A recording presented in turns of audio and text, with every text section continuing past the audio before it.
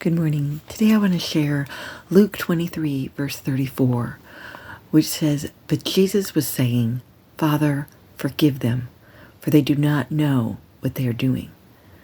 And they cast lots, dividing up his garments among themselves." I remember almost every time I would read this verse, I would think, how cruel of those men, those people, to stand there below or near someone who was dying a horrible death by crucifixion and be casting lots for their clothing. It was a common practice, but I just thought, how horrible to be doing this. Like, couldn't they do that after the person died instead of like right there in front of them? Like, oh, okay, who's going to get this one? But today, what I noticed was his words. And the fact that Jesus had to push himself up. When you're dying by crucifixion, there is a very small piece of wood by your feet, but the weight of your entire body is on your arms.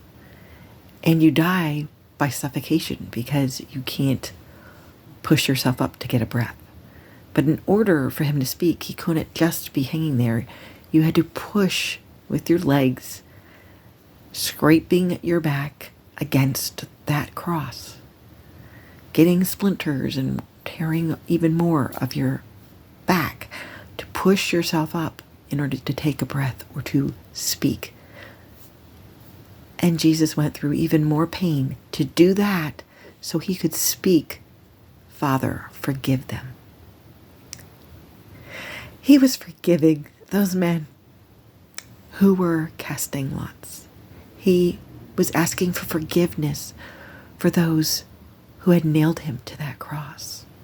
He was asking for forgiveness for those who had beat him, for those who had lied about him. And he was asking for forgiveness for me and for you, for all of us. That's how much love Jesus has for us. And so I just want to encourage you today on this blessed Good Friday to remember what Jesus did for you, that he loved you that much, to undergo that much pain, and to make sure that he spoke, "Father, forgive them, for they do not know what they're doing." I get it, people. None of us are perfect, and we all have messed up. But there is nothing that Jesus is not willing to forgive us for. Hope you have a blessed day. God bless.